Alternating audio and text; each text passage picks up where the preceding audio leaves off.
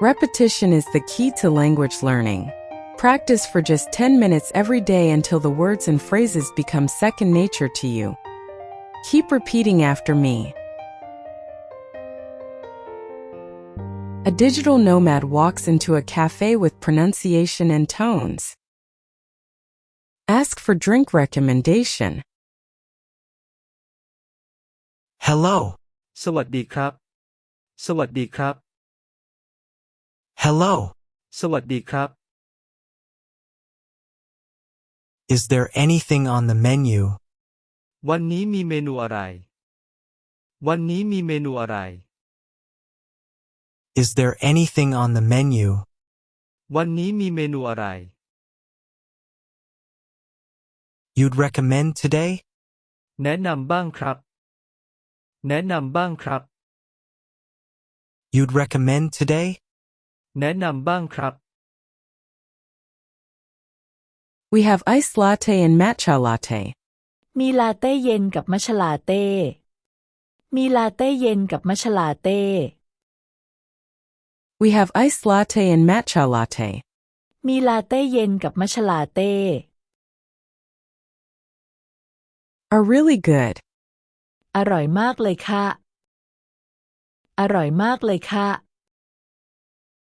Are really good. อร่อยมากเลยค่ะ Which do you prefer? ลูกค้าชอบอะไรมากกว่ากันคะ ลูกค้าชอบอะไรมากกว่ากันคะ Which do you prefer? ลูกค้าชอบอะไรมากกว่ากันคะ I'll go with the iced latte. เอาลาเต้เย็นนะครับ เอาลาเต้เย็นนะครับ I'll go with the iced latte. เอาลาเต้เย็นนะครับ But can I swap the milk? แต่ขอเปลี่ยนนมเป็น แต่ขอเปลี่ยนนมเป็น But can I swap the milk? แต่ขอเปลี่ยนนมเป็น For soy milk? นมถั่วเหลืองได้ไหมครับ นมถั่วเหลืองได้ไหมครับ For soy milk? นมถั่วเหลืองได้ไหมครับ Of course. ได้เลยค่ะ ได้เลยค่ะ Of course. ได้เลยค่ะ No problem at all. ไม่มีปัญหาเลย ไม่มีปัญหาเลย No problem at all. ไม่มีปัญหาเลย Asking for Wi-Fi password and power outlet. Excuse me. ขอโทษนะครับ ขอโทษนะครับ Excuse me. ขอโทษนะครับ What's the Wi-Fi password? รหัส Wi-Fi คืออะไรครับ รหัส Wi-Fi คืออะไรครับ What's the Wi-Fi password? รหัส Wi-Fi คืออะไรครับ It's on the paper at the counter. อยู่ที่กระดาษบนเคาน์เตอร์เลยค่ะ อยู่ที่กระดาษบนเคาน์เตอร์เลยค่ะ It's on the paper at the counter. อยู่ที่กระดาษบนเคาน์เตอร์เลยค่ะ Oh, I see it. โอ้เห็นแล้วครับ โอ้เห็นแล้วครับ Oh, I see it. โอ้เห็นแล้วครับ Thanks. Also. ขอบคุณครับ แล้วก็ ขอบคุณครับ แล้วก็ Thanks. Also. ขอบคุณครับ แล้วก็ Is there an outlet I can use around here? แถวนี้มีปลั๊กไฟให้ใช้ด้วยไหมครับ แถวนี้มีปลั๊กไฟให้ใช้ด้วยไหมครับ Is there an outlet I can use around here? แถวนี้มีปลั๊กไฟให้ใช้ด้วยไหมครับ I need to charge my laptop. จะชาร์จโน้ตบุ๊กครับ จะชาร์จโน้ตบุ๊กครับ I need to charge my laptop. จะชาร์จโน้ตบุ๊กครับ Every table has one. มีทุกโต๊ะเลยค่ะ มีทุกโต๊ะเลยค่ะ Every table has one. มีทุกโต๊ะเลยค่ะ Feel free to plug in. เสียบได้เลย เสียบได้เลย Feel free to plug in. เสียบได้เลย Ordering dessert.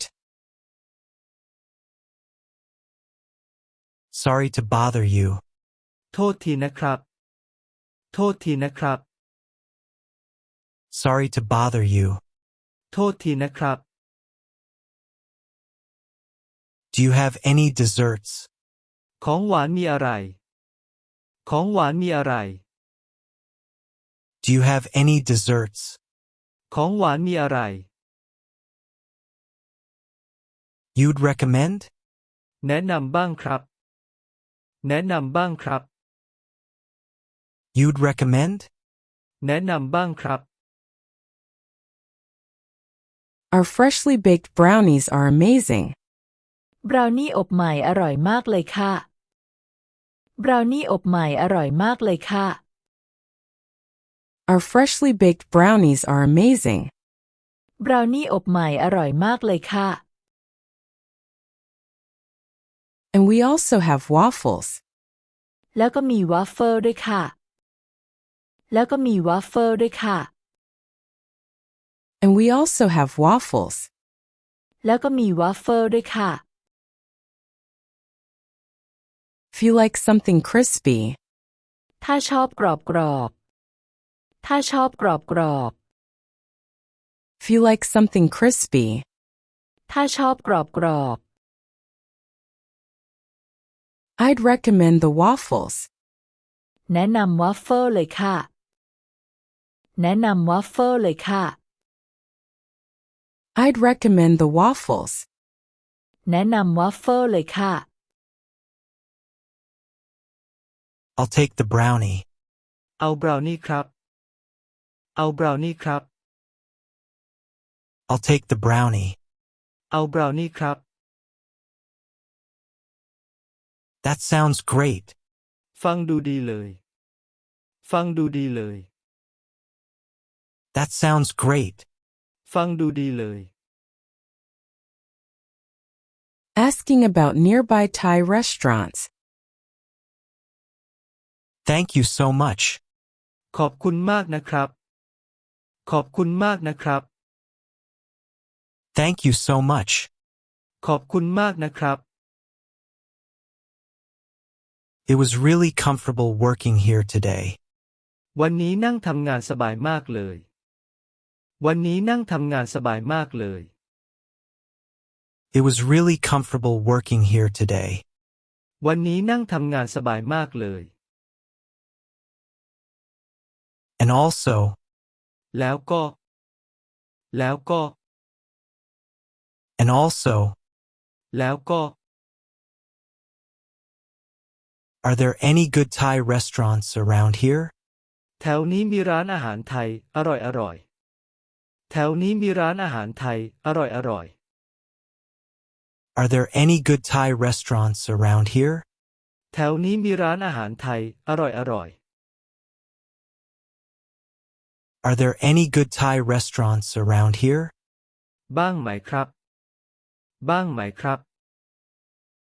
Are there any good Thai restaurants around here? บ้างไหมครับ Yes. Just a short walk away. มีค่ะ เดินออกไปแป๊บเดียวเลย มีค่ะ เดินออกไปแป๊บเดียวเลย Yes. Just a short walk away. มีค่ะ เดินออกไปแป๊บเดียวเลย There's a famous fried rice place nearby. มีร้านข้าวผัดเจ้าดังอยู่แถวนี้ค่ะ มีร้านข้าวผัดเจ้าดังอยู่แถวนี้ค่ะ There's a famous fried rice place nearby. มีร้านข้าวผัดเจ้าดังอยู่แถวนี้ค่ะ And also a boat noodle restaurant. แล้วก็มีร้านก๋วยเตี๋ยวเรือด้วยนะคะ แล้วก็มีร้านก๋วยเตี๋ยวเรือด้วยนะคะ And also a boat noodle restaurant. แล้วก็มีร้านก๋วยเตี๋ยวเรือด้วยนะคะ Both are delicious. อร่อยทั้งคู่เลยค่ะ อร่อยทั้งคู่เลยค่ะ Both are delicious. อร่อยทั้งคู่เลยค่ะ Wow, that sounds really appetizing. โอ้โห ฟังดูน่ากินมากเลยครับ โอ้โห ฟังดูน่ากินมากเลยครับ Wow, that sounds really appetizing. โอ้โห ฟังดูน่ากินมากเลยครับ Thank you so much. ขอบคุณมากนะครับ ขอบคุณมากนะครับ Thank you so much. ขอบคุณมากนะครับ See you again. แล้วเจอกันใหม่นะครับ แล้วเจอกันใหม่นะครับ See you again. แล้วเจอกันใหม่นะครับ My pleasure. Come visit again. ยินดีค่ะแวะมาใหม่นะคะ ยินดีค่ะแวะมาใหม่นะคะ My pleasure. Come visit again.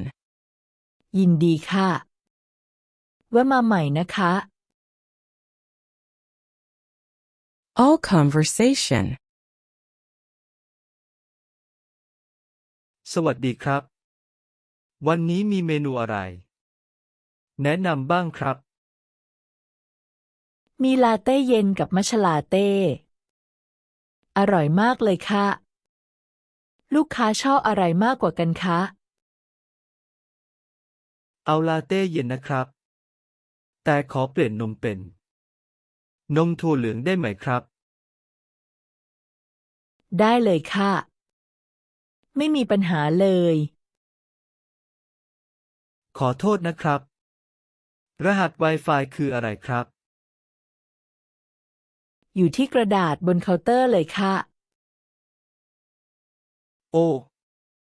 เห็นแล้วครับ ขอบคุณครับ แล้วก็ แถวนี้มีปลั๊กไฟให้ใช้ด้วยไหมครับ จะโน้ตบุ๊กครับ มีทุกโต๊ะเลยค่ะ เสียบได้เลย โทษทีนะครับ ของหวานมีอะไร แนะนำบ้างครับ บราวนี่อบใหม่อร่อยมากเลยค่ะ แล้วก็มีวาฟเฟิลด้วยค่ะ ถ้าชอบกรอบๆ แนะนำวาฟเฟิลเลยค่ะ เอาบราวนี่ครับ ฟังดูดีเลย ขอบคุณมากนะครับ วันนี้นั่งทำงานสบายมากเลย แล้วก็ แถวนี้มีร้านอาหารไทยอร่อยๆ บ้างไหมครับ มีค่ะ เดินออกไปแป๊บเดียวเลย มีร้านข้าวผัดเจ้าดังอยู่แถวนี้ค่ะ แล้วก็มีร้านก๋วยเตี๋ยวเรือด้วยนะคะ อร่อยทั้งคู่เลยค่ะ โอ้โห ฟังดูน่ากินมากเลยครับ ขอบคุณมากนะครับ แล้วเจอกันใหม่นะครับ ยินดีค่ะแวะมาใหม่นะคะ A digital nomad walks into a cafe with pronunciation and tones.